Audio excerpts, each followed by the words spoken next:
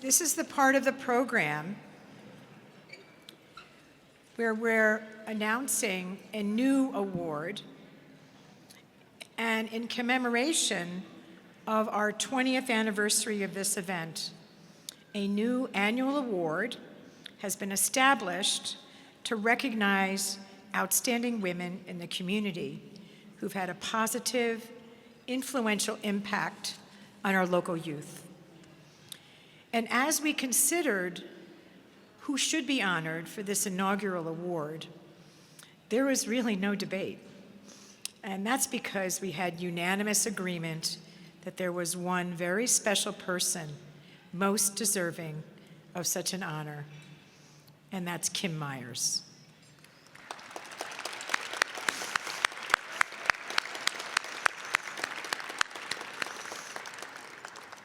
I have long admired Kim, and I refer to her as the quintessential servant leader in her role as a county legislator, as an integral member of the Dick's Sporting Goods family, her impactful work with so many individuals and organizations in our community, her volunteerism, empathy, her dedication to family.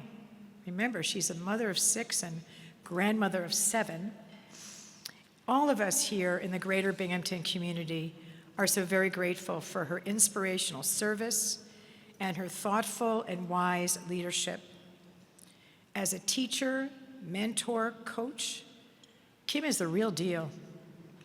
From her founding of Locker Room 345, providing needed footwear and clothing for area students and families, to her founding of Coaching Her Future, Kim continues to raise awareness of the unique challenges for female athletes both on and off the field of play. I am thrilled to present our first ever Community Leadership Impact Award to Kim Myers, with our deepest thanks for the enduring difference you have made, Kim, and will continue to make in support of girls and women athletes. Thank you so much. This is really,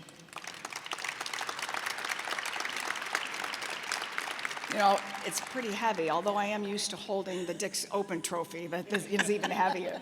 Just gonna put it right back here for you. I don't know what to say. I'm really overwhelmed and honored, and I just first have to say congratulations to Emily. How cool is that, that here in our community, we have an Olympian? I mean, that's pretty cool.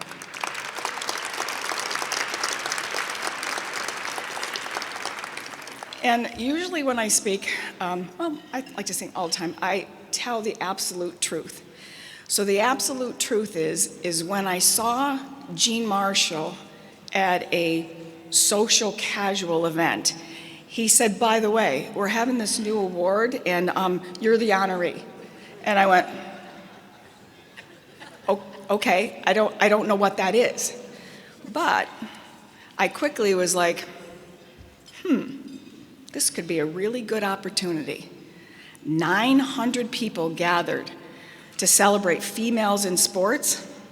This is the perfect platform to tell you about Coaching Her Future. Our friends, who I know well, at Dick's Sporting Goods put together this short video that I think is really inspiring.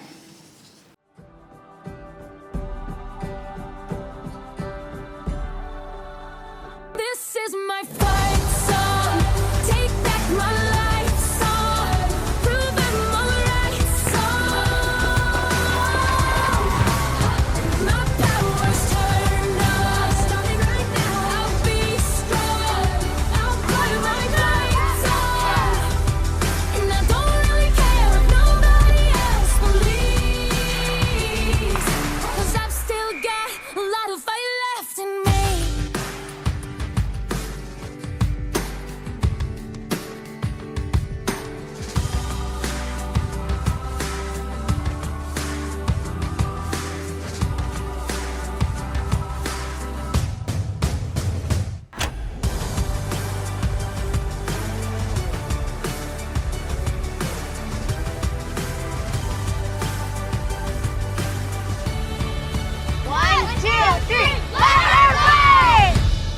Sports does so much for girls. Teaches them how to win, how to lose. It teaches them to be a good student, and it just teaches them to be a better person in general. Hard work and dedication, you can strive for your goals and accomplishment. Everything is possible.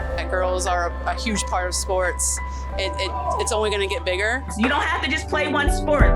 As female athletes, we can do it all if we want to, all right?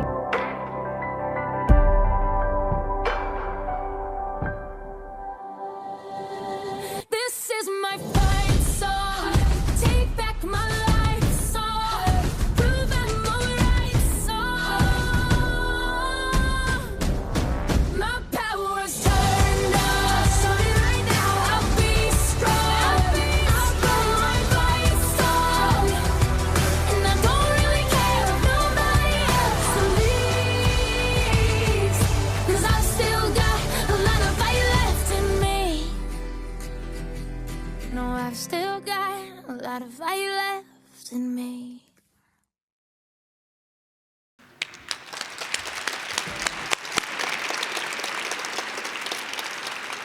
I take no credit for that video. I literally said to Dix, just could you help us kind of get this message? And they said, what about this? And it's pretty powerful. So here's what happened. Kate Hillis, who in the interest of time, we just say we're cousins, but we're really not. And I created a nonprofit called Coaching Her Future a little less than 3 years ago, due to necessity.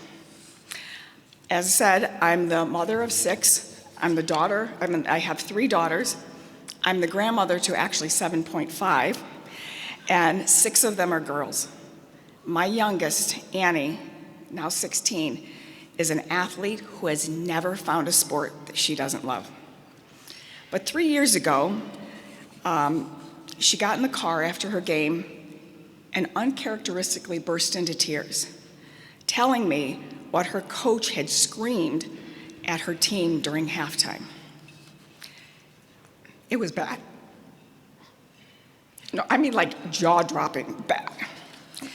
And as many of you may or may not know, Tim, my husband, Annie's dad, passed away suddenly a short time before this happened. And I only say that because it was the first time that I knew I had to handle this appropriately myself. And running through the house screaming with my hair on fire apparently was not an option.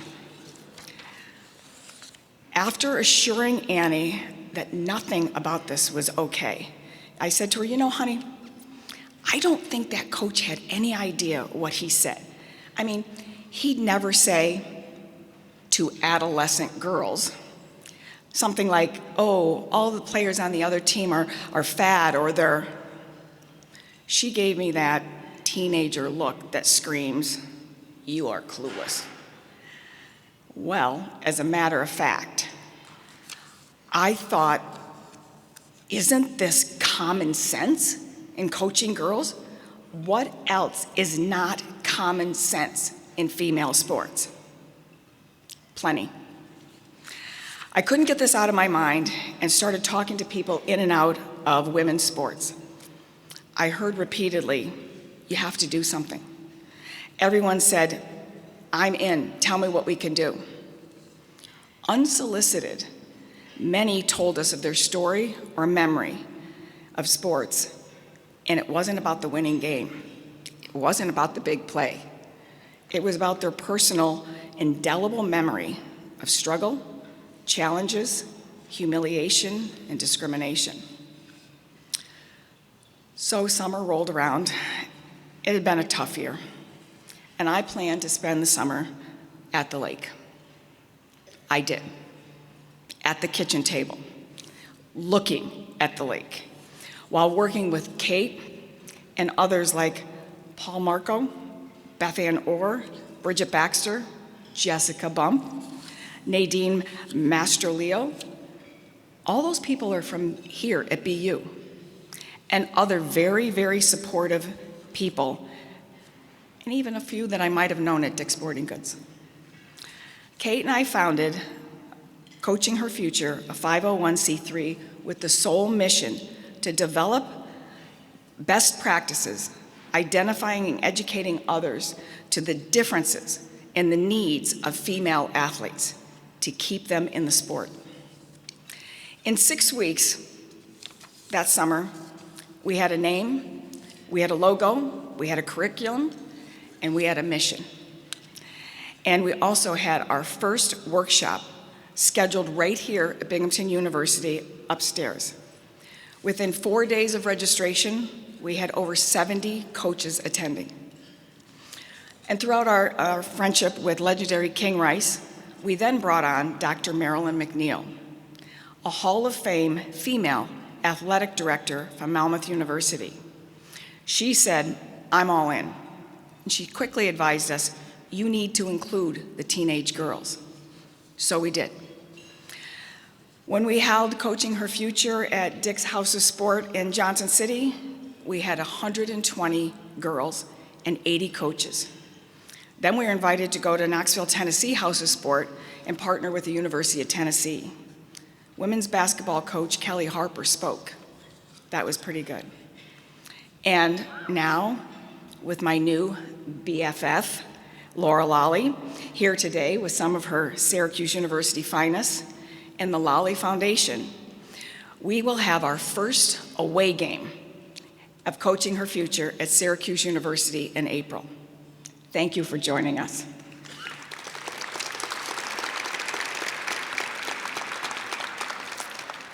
We have identified some very simple changes and issues that could be implemented, often at zero cost, that directly affect girls. For example, do not make adolescent girls wear thin white shorts and white pants. I can feel the anxiety level of every single female in this audience just raise up a little bit. How about equipment and uniform that are designed and sized for women and girls' body and feet? In case you didn't notice, there's a difference. Did you know that most team uniform handout sessions, the smallest size jersey is the lowest number? The largest size jersey is the highest number. I spoke to a woman 50 plus years old who said to me, "Oh yeah, that's the way it's always been." She said, "Every year I would sit there and say, please don't let me be 54. I don't want to be 54. Please don't make me be 54. Females notice this, and it matters. When coaching females, you need to expect and accept there will be tears. That's who we are. Let them be who they are. So we just want to help our amazing coaches be the best female team coaches they can be. We are working to keep our females, our girls, in the games that they love. For more information or to donate, go to our brand new website called coachingherfuture.com or take one of our informational brochures that are on your table. In closing, coaching girls is different than coaching boys. It just is.